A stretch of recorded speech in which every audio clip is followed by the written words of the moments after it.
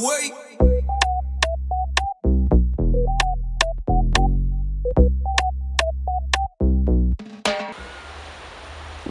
Blessings!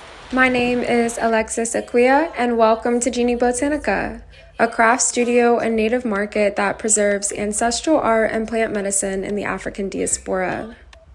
Based in Florida, we provide handcrafted artisanal goods, herbal medicine, and books. The mission of the studio is to merge the worlds of art and ecology. Through this work, I strive to encourage holistic connection with the natural world through collaborative projects and environmental education rooted in ancient knowledge systems. Today, I'm going to show you how to clean natural pigments. Before we begin, I'm going to cover the basics of natural pigments and talk about why it's important to use earth colors.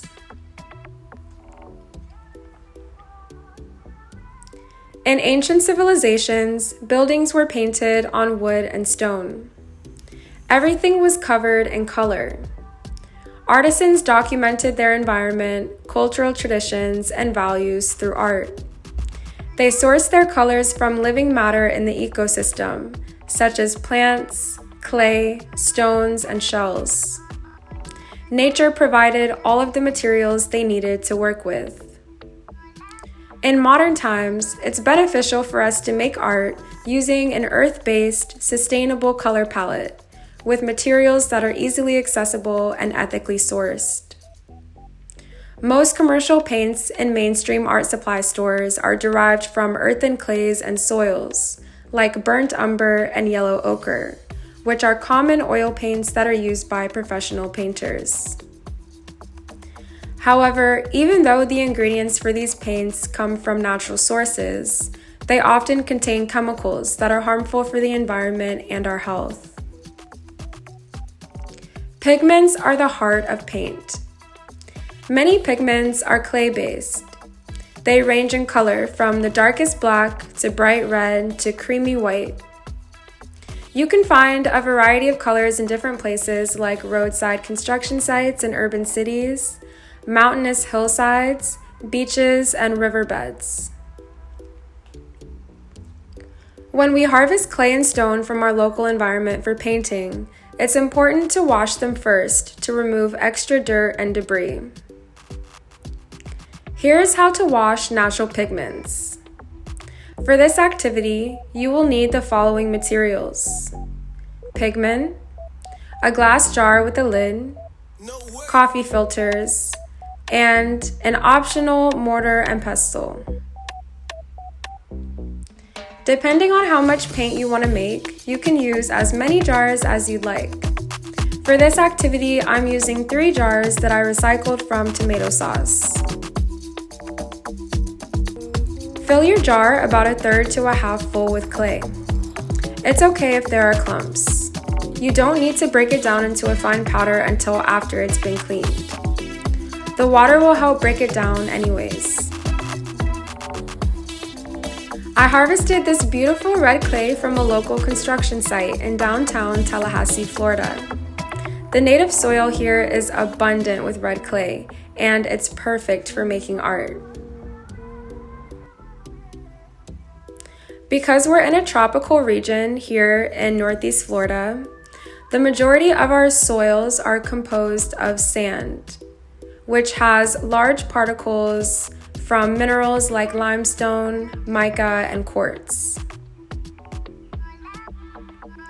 There are 3 primary types of soil: sand, silt, and clay. The difference between them is determined by the particle size of the grain.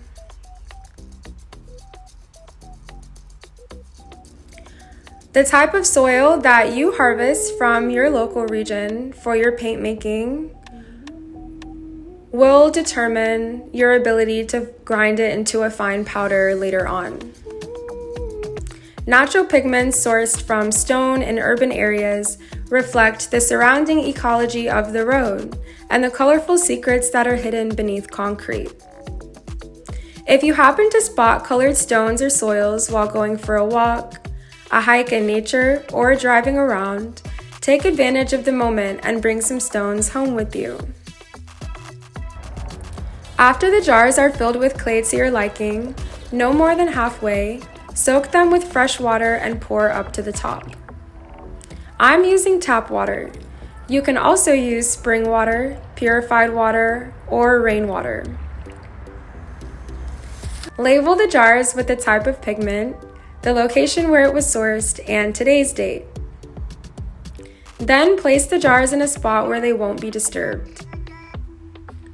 Over the next 1 to 2 days, you'll notice the water has transformed from being clay sludge. You'll see it separated and became more clear, and the clay settled at the bottom like sediment. This is the same process that occurs in lakes, rivers, and oceans. You just made your own simulation of an ocean sediment. After 1 to 2 days, pour off the water on top of the sediment. Observe the appearance of the remaining clay. If you want, you can end your cleaning process here. If it looks like the clay could benefit from more washing, then repeat this step by adding more water and letting it sit for another day or so. On the final day, pour out all the water from the jar.